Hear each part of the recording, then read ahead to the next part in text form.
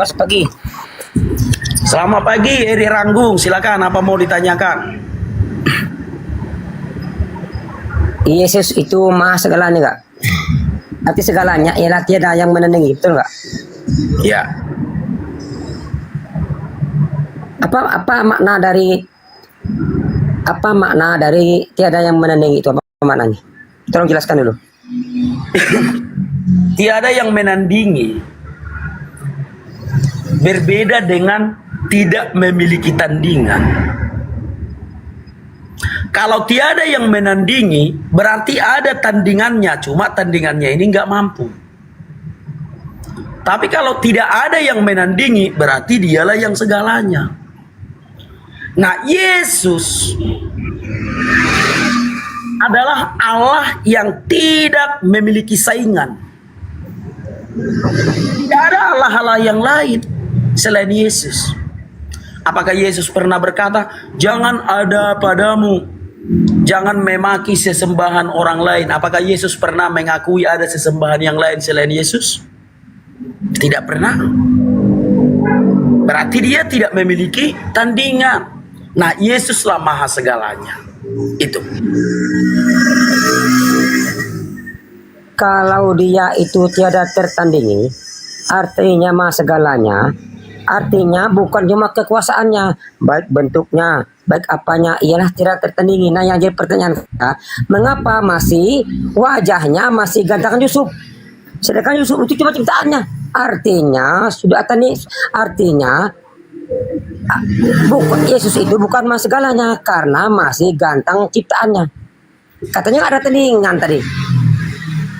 Oke, nih aku jelaskan nih sama Bapak. Satu yang perlu Bapak ketahui tentang Yesus ini, kasih.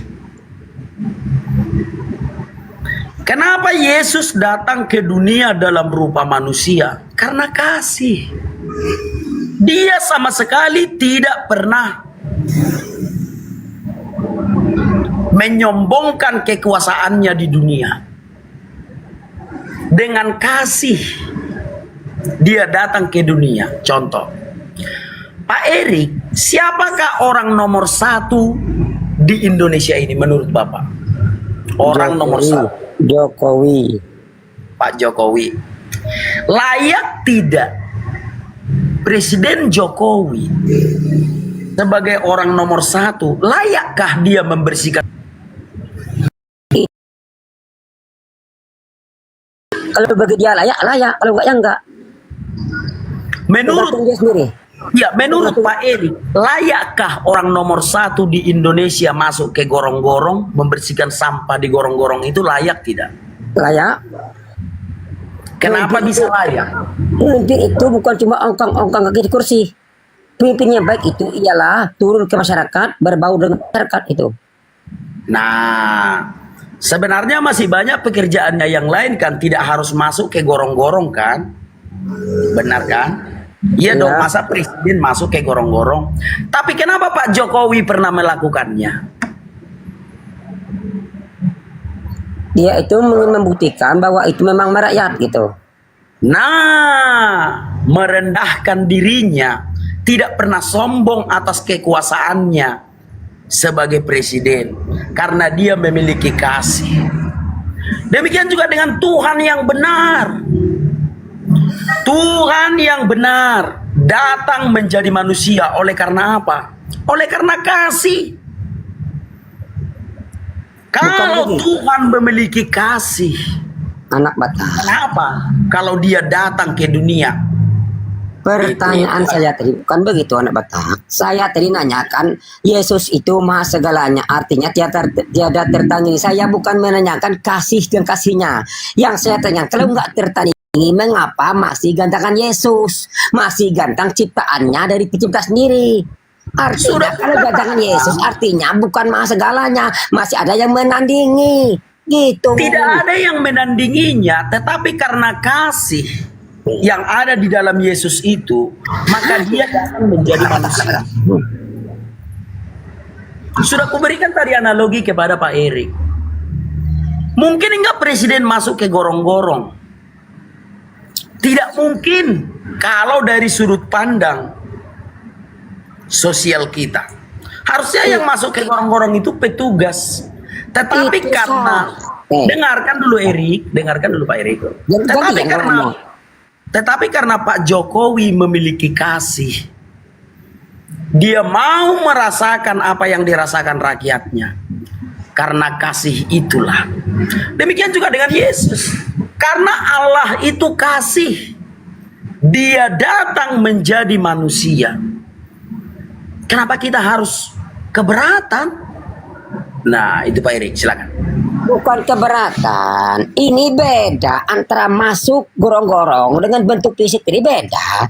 Saya ulangi lagi ya, saya tanyakan tadi ya, dengan stop ya, saya tanyakan tadi, apakah Yesus itu mah segalanya? Arti segalanya tiada yang menandingi. Artinya kan segala bentuk sifat baik atau bentuk segala macam tiada tertandingi. Nah, yang jadi pertanyaan saya, mengapa dari Yesus masih gantengan Yusuf? Artinya fisik ajanya sudah terkalahkan. Mengapa kok masih ganteng ciptaannya dari penciptanya? Apakah dia bisa menciptakan dia lebih ganteng dari segalanya? Oke, sekarang Pertanyaan saya kegantengan. itu nggak nyambung. Sebentar. Kau sekarang berbicara tentang kegantengan. Siapalah yang manusia yang paling ganteng yang kau tahu di dunia ini? Yusuf, Yusuf. Seperti apa kegantengan Yusuf? saya punya dasar, betul. Saya bacakan kan ini ya. Yesaya 53 ayat 2. Sebagai taruk ia tumbuh di hadapan Tuhan dan sebagai tunas Sekarang dari masalah tanah kegantengan kering. dulu, bro. Aduh. Iya, itu dulu. Ia tidak tampan. Ya. Ia tidak tampan. Ya. Ini Yesus loh. Dan semaraknya tidak ada sehingga kita memandang dia dan rupanya pun tidak sehingga kita menginginkannya. Sedangkan Yusuf ialah Kejadian 13 ayat 6. Segala miliknya diserahkan pada kekuasaannya Yusuf. Dan dengan bantuan Yusuf, ia tidak usah lagi mengatur apapun selain dari makanannya sendiri. Adapun Yusuf itu manis sikapnya dan elok parasnya. Ini ada ayat sendiri kok. Nah, ya. Sudah? Ya. Oke. Sekarang berbicara tentang fisik. Apa yang dilihat manusia bukan yang dilihat oleh Allah. Manusia memandang rupa sama seperti mula. Manusia memandang rupa. Tetapi Tuhan melihat hati. Di mana dalilnya? Sebentar saya bukakan dulu. 1 Samuel 16. Ini dia ya.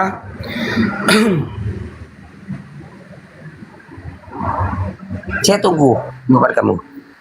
1 Samuel 16 ayat 7. Tetapi berfirmanlah Tuhan kepada Samuel, jangan pandang parasnya atau perawakannya yang tinggi, sebab aku telah menolaknya. Bukan yang dilihat manusia yang dilihat Allah. Manusia melihat apa yang di depan mata, tetapi Tuhan melihat hati. Jadi jangan bandingkan fisik seseorang. Sudut pandang manusia, sudut pandang Tuhan itu berbeda dalam hal melihat atau menilai seseorang. Sekali lagi, 1 Samuel 16 ayat 7. Tetapi berfirmanlah Tuhan kepada Samuel, janganlah pandang parasnya atau perawakannya yang tinggi, sebab aku tak menolaknya. Bukan yang dilihat manusia yang dilihat Allah. Manusia melihat apa yang di depan mata, tetapi Tuhan melihat hati. Jadi jangan terlalu membangga-banggakan penampilan. Ini satu lagi. Ini satu lagi ya. Sebentar ya. Bentar. Coba matikan dulu mic-nya biar jangan markorok-korok.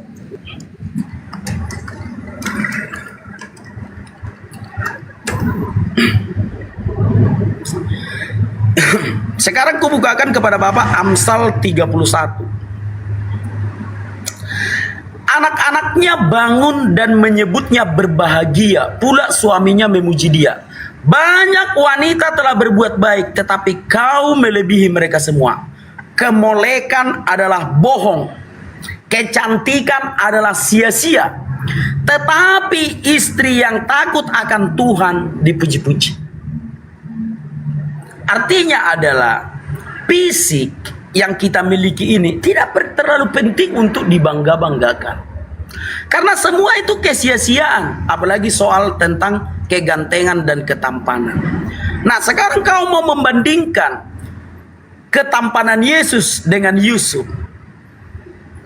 Kita melihat dulu di dalam Matius 17. Biar kau lihat dulu apakah ada yang lebih ganteng dari Tuhan Yesus. Matius 17 ayat 2. Lalu Yesus berubah rupa di depan mata mereka. Wajahnya bercahaya seperti matahari dan pakaiannya menjadi putih bersinar seperti terang. Adakah yang lebih ganteng? Adakah yang lebih elegan dari Yesus? Sesuai dengan dalil ini ya, sekali lagi aku bacakan Matius 17 ayat 2. Lalu Yesus berubah rupa di depan mata mereka. Wajahnya bercahaya seperti matahari dan pakaiannya menjadi putih bersinar seperti terang. Tidak ada yang setara dengan Yesus dalam hal apapun. Kalau Bapak tadi mengatakan bahwa Yusuf itu lebih tampan, itu hanya karena Bapak melihat dari sudut pandang duniawi. Tetapi apa yang dilihat manusia bukanlah yang dilihat Tuhan. Itu Erik, silakan. Pertama, saya nggak membicarakan keimanan kebaikan. Saya membicarakan tadi ya, yang saya tanyakan tadi, apa hikmah segalanya? Satu. Yang kedua, sejak kapan orang mengatakan matahari itu ganteng? Apa orang yang mengatakan matahari itu ganteng? Yang jadi masalahnya, kalau dari Yesus masih gedang Yusuf, artinya terbantahlah sudah, Yesus itu bukan maha segalanya. Dari fisiknya sudah kalah. Saya nggak bicarakan masalah keimanan seorang, itu urusan pribadi. Yang saya bicarakan tadi ya, apakah dia maha segalanya. So saya bacakan lagi ya, Yesaya 53 ayat 2. Sebagai taruk ia tumbuh di hadapan Tuhan, dan sebagai tunas dari tanah kering. Ia tidak tampan. Saya ulang lagi ya, ia tidak tampan dan semaraknya tidak ada sehingga kita memandang dia, dan rupanya tidak sehingga kita menginginkannya. Artinya kalau masih katakan Yesus, dia itu terbantahlah sudah, dia nggak maha segalanya. Sekali lagi saya tegaskan, saya tidak memberikan keimanan. Gini Erik. Sekarang aku akan mencoba mengajarimu Yesaya 53. Berarti kau tidak mengerti arti dari iman. Yesaya 53 ayat 2. Sebagai taruk ia tumbuh di hadapan Tuhan, dan sebagai tunas dari tanah kering. Ia tidak tampan dan semaraknya pun tidak ada sehingga kita memandang dia, dan rupa pun tidak sehingga kita menginginkannya. Artinya, seperti apapun penampilan Tuhan Yesus, tidak akan ada perempuan yang jatuh cinta sama dia dalam hal duniawi. Itu maksudnya Pak Erik. Bukan seperti yang kau imani itu. Kau memuji-muji seseorang yang kau anggap ganteng padahal dia bertaring. Kau memuji-muji seseorang itu wangi ganteng padahal matanya merah. Di pundaknya ada daging tumbuh. Artinya apa yang kau puji-puji penuh dengan kebohongan. Tetapi di dalam iman Kristen tidak ada kebohongan. Yesus apa adanya datang ke dunia sebagai manusia, merendahkan dirinya sebagai manusia, dan seperti apapun penampilannya tidak membuat satu orang perempuan pun di muka bumi ini memiliki hawa nafsu duniawi kepada Yesus. Itu maksudnya Erik di dalam Yesaya 53 ayat 2. Sebagai taruk ia tumbuh di hadapan Tuhan, dan sebagai tunas semaraknya pun tidak ada sehingga kita memandang dia, dan rupa pun tidak sehingga kita menginginkannya. Semoga Pak Erik paham. Itu Pak Erik. Udah. Begini ya. Kayaknya Enggak, berikut anak aja. batak ini. Pak Erik, berikut aja pertanyaan berikut aja. Kalau bola tapi ini itu jelas aja tadi, tadi anak Batak mengatakan kan, Udah, kamu Pak Erik, ada menyinggung pertanyaan nabi yang kami lain. yang nggak gantengnya gini ya. Saya nggak membicarakan pertanyaan. nabi. Dengar dulu Pak Erik. Pak Erik dengar dulu. Pak Erik ada pertanyaan yang lain? Enggak, ini belum kelar ini belum kelar. Sudah ku jawab Pak Erik. Apa tidak ada lagi pertanyaan? Nanti stop dulu, tadi dulu. Sabar dulu. Tadi anak Batak. Kok itu aja yang dibahas? Sudah ku jawab. Kalau ada pertanyaan yang lain silakan. Kalau tidak ada, aku ganti dengan yang lain. Simple di sini, Erik. Paham ya? Kalau ada pertanyaan yang lain silahkan. Kalau tidak, ku naikkan yang lain. Karena di bawah antri. Masa itu aja yang mau dijawab? Kan sudah ku jawab, bro. Itu hakmu untuk bertanya, kewajibanku untuk menjawab. Paham ya? Semoga kawan-kawan paham. Oh, si Juma, kau live biar ku undang. Juma, kau live biar ku undang. Kita PK supaya berbagi waktu. Semangat pagi anak-anak. Saya live dong. Pastinya Ya, kau live. dong. Ya, kau live sekarang biar ku undang ya, atau kau undang aku ya. Kenapa rupanya? Supaya kita berbagi waktu, supaya PK ada waktu pemisah. Enggak. Kamu banyak bicara, saya hanya bertanya aja sederhana. Kamu yang menjelaskan. Takut. Bilang aja takut. Sekarang kau live biar ku undang. Jangan takut. Kau live biar ku undang, kita berbagi waktu. Jangan takut. Kalau cuma menang congornya, ya buat apa? Silahkan kau live, ku undang kau, kita PK, berbagi waktu. Atau kau live, kau undang aku. Karena di sini tidak diterima congor. Paham ya Juma ya? Mohon maaf Juma. Ya, sampah tidak diterima di sini. Silakan kau live, kau undang aku. Biar kita PK, biar kita bisa berbagi waktu. Oke.